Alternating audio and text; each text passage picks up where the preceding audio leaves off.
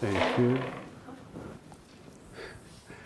Today's reading is from Rays of the One Light by Swami Kriyananda, commentaries on the Bible and the Bhagavad Gita, based on the teachings of Paramahansa Yogananda. Truth is one and eternal. Realize oneness with it in your deathless self within. The following commentary is based on the teachings of Paramahansa Yogananda. Yogananda often emphasized, more often to his disciples than to the general public, but also to everyone generally, for it was a universal teaching, the importance of attunement.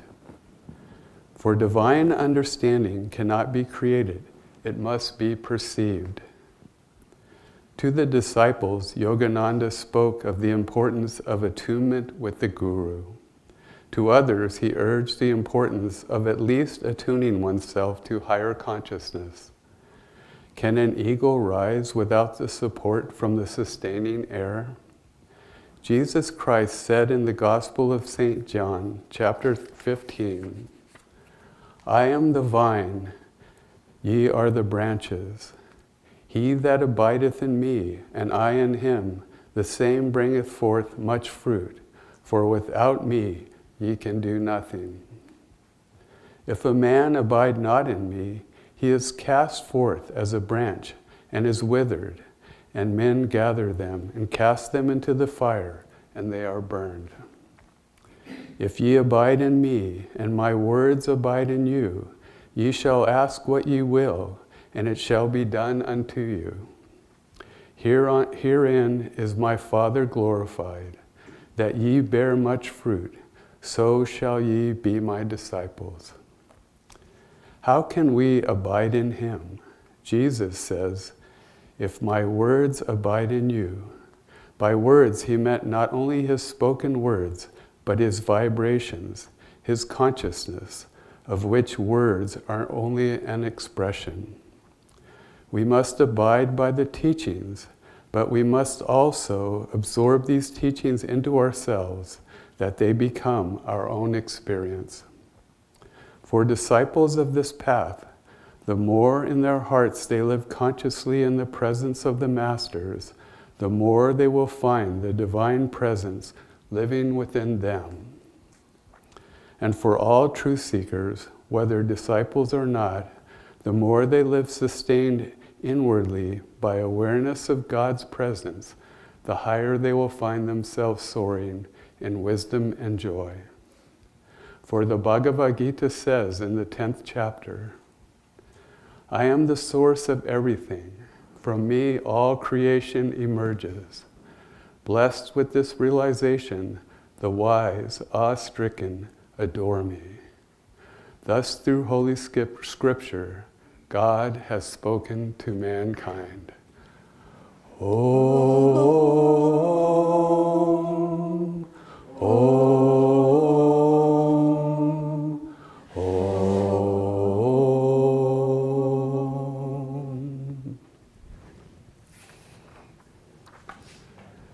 Welcome, friends, and welcome to everyone joining us online. For any who do not know us, my name is Swami Suryadas, and this is my wife, Swami Chandi, and it's our great joy to be here today sharing our Guru's teachings. When I first moved into the Ananda Seattle community, Padma, who is one of the spiritual directors there, pulled me aside and asked me to begin teaching Sunday school. In fact, she wanted me to teach Sunday school that very weekend. And I remember I felt a lot of trepidation about this. I wasn't sure that I had the skills needed to guide and teach young children. But I said I would do it, and I went home and began penciling out a plan. I would begin by leading the children in a prayer. We would do a little chanting, and then we would do a very, very brief period of meditation. And then I would talk to them about some spiritual quality. I don't remember anymore, it was many years ago. And then we would do some activities, perhaps some games related to that spiritual quality that I talked about. And so on Sunday morning, I showed up in the Sunday school room and nervously waited for the children to arrive. And I relaxed just a little when I realized there would only be 2 children. How hard could that be? Well, these 2 children were brothers. One was Ethan, he was 4, and one was Andrew, he was about 6. And these were very strong-willed children. And I, in that moment, was not particularly strong-willed. So it was an interesting occurrence of events that followed. The children did not want to do anything I suggested.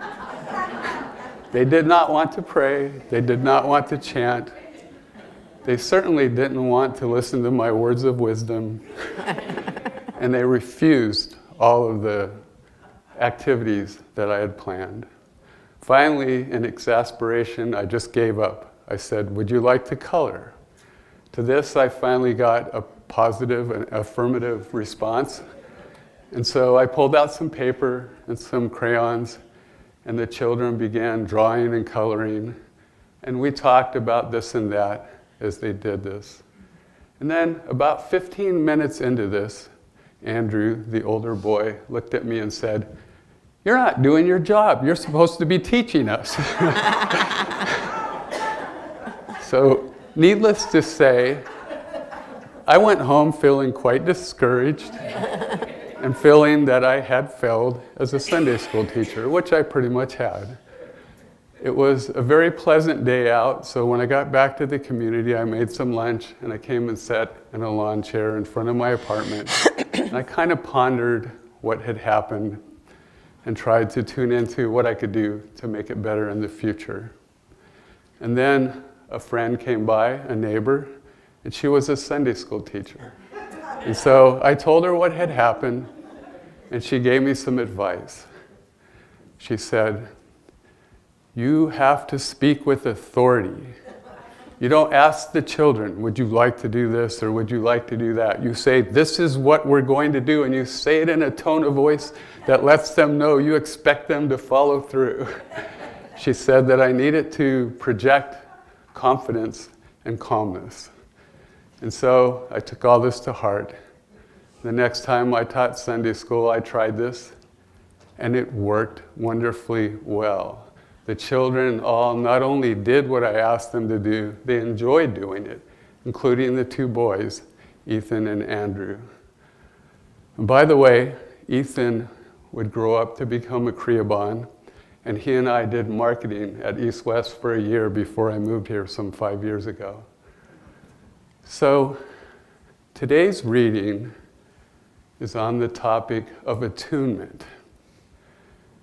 When I taught Sunday school that first time, I was attuned to something quite a bit lower than God consciousness.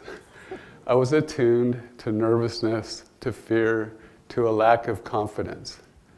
The second time I taught Sunday school, I was attuned to something a little higher, to calmness, confidence, and courage. And it made all the difference in the world. When I first came onto this path, when I first discovered my guru's teachings, I had never heard the word attunement before. And the same is probably true for most, if not all of you. The word is not in the dictionary. But whether or not we know the word attunement, we learn something of its practice early in life. We're born into a family, and we attune ourselves to that family, to that environment, to the things that our family likes to do, to their outlook on the world. Later we go to school and we attune ourselves to another group of people, another environment. Later in life, still, we go out into the world and we get jobs. And we attune ourselves to the vibration and the consciousness of business, or construction, or nursing, or retail sales, or whatever it is that we choose to do for a living. But all this happens on a more or less subconscious level. Yogananda teaches that if we want to know God, if we want to know the qualities of the soul, then we must attune ourselves to higher consciousness. We must attune ourselves to God consciousness.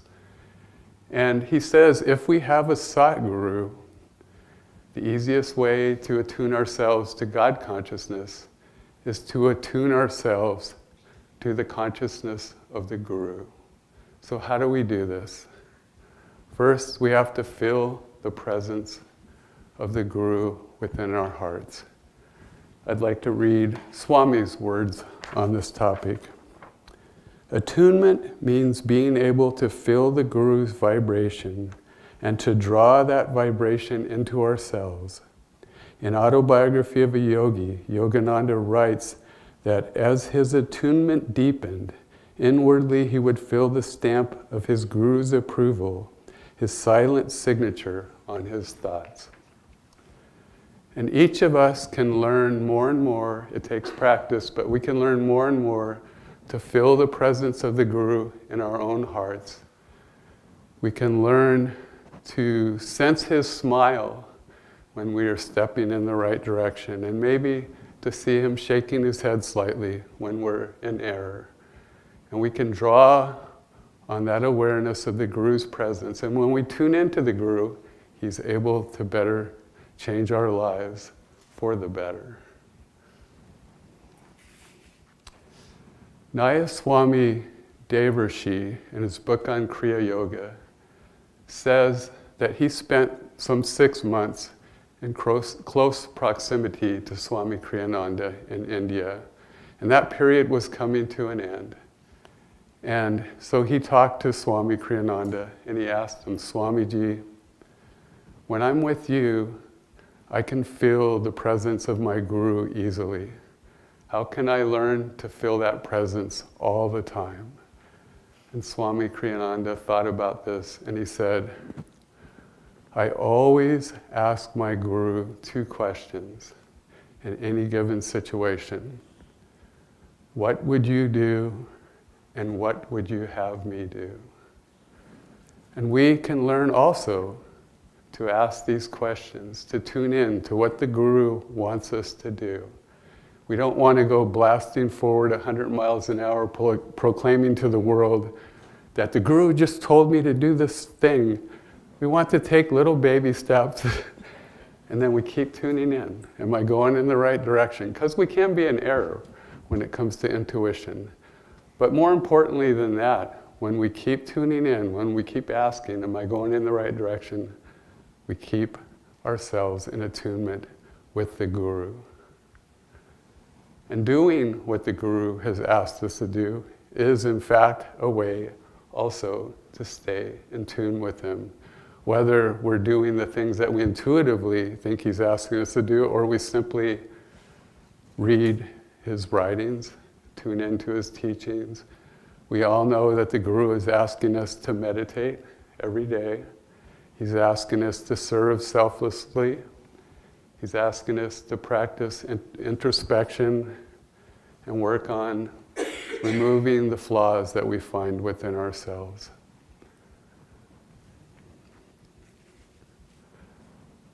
So by doing all of these things, by doing what the Guru has asked us to do, we are able to keep our attunement with him. Yogananda had a disciple by the name of Oliver Black. And Oliver Black was a very advanced disciple. He had clearly been with the Guru, with Yogananda in past lives. But nonetheless, early in this life, when he first came on the path, he struggled with restlessness and he had difficulty meditating. Who knows how karma works? Yogananda and Oliver Black met for the first time in this life when Yogananda was traveling around the country giving lectures and classes and giving Kriya initiations. And he initiated Oliver Black into Kriya Yoga. And he told him, come and see me often. But Oliver Black had a lot of business responsibilities. And in those days, to be fair, it was more difficult to travel from the Midwest to Los Angeles, where Yogananda was. But he didn't come and see him for quite some time. And all during that time, he struggled with this restlessness, with difficulty meditating. And then Yogananda wrote to him. He said, you must come to the all-day Christmas meditation. As many of you know, Yogananda started a tradition of having an 8-hour meditation a couple days before Christmas to tune into the awakening Christ consciousness during that season. And so this time, Oliver Black listened. He did what his guru asked him to do. He traveled to LA, but he arrived a little bit late. And so he opened the door and peeked in. People were meditating. He saw the disciples meditating. And he saw Yogananda on the center of a dais, and he was meditating. And next to him on the left was Saint Lin. And next to him on the right, there was an open seat, perhaps some chairs, perhaps some pillows. And so he saw that and he wondered at it, but he looked for a place to sit in the back of the room. And then Yogananda called him to come forward and to sit next to him. And so Oliver Black went and sat next to Yogananda and began meditating. But soon, this restlessness happened. He felt it, and he felt a strong desire to get up and to walk around. And so he tried to stand, and his guru reached over and pressed down on his knee, and he couldn't get up. And then, so he went back to meditating. After a little while, he once again felt this desire to get up and walk around, and once again, his guru reached over and pressed down on his knee, stopping him from getting up. This happened several times. And then one time, his guru reached over and touched his knee, and at that touch, he went into ecstasy. He was in a state of deep yogic joy.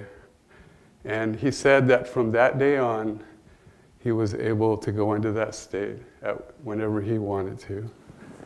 And so, when we do what the Guru asks us to do, we are more readily able to be in tune with him, and he is more able to change us, to draw us into that light, to bring us into that experience of divine joy. The most important aspect of attunement is love, divine love, devotion, offering our lives to the Guru in each and every moment as we go through life. Yogananda had another disciple by the name of Leo Cox, and Leo had some bad habits. He wasn't good at discipline, but Yogananda saw that he had a true desire to know God, and so he accepted him as a disciple. And one day, they were walking around the grounds at Mount Washington, and Leo was offering himself wholeheartedly to the Guru. He opened his heart. He was saying inwardly, "Master, I love you. Master, I love you. Master, I love you." And Yogananda looked deeply into his eyes and said, "Oh, Leo, when you're like this, I can take you straight to God." He didn't say, "When you meditate perfectly, I can take you straight to God." He didn't even say, "When you behave perfectly, I can take you straight to God." Of course, those things are important. But what he said is, when you're like this, meaning when you love me, when you offer your devotion, I can take you straight to God. So let us tune in to the presence of the Guru in our own hearts. Let us do the things that he has asked us to do so that we could be more and more in tune with him. And most importantly, let us give the Guru our love so he can take us straight to God. Jai Guru.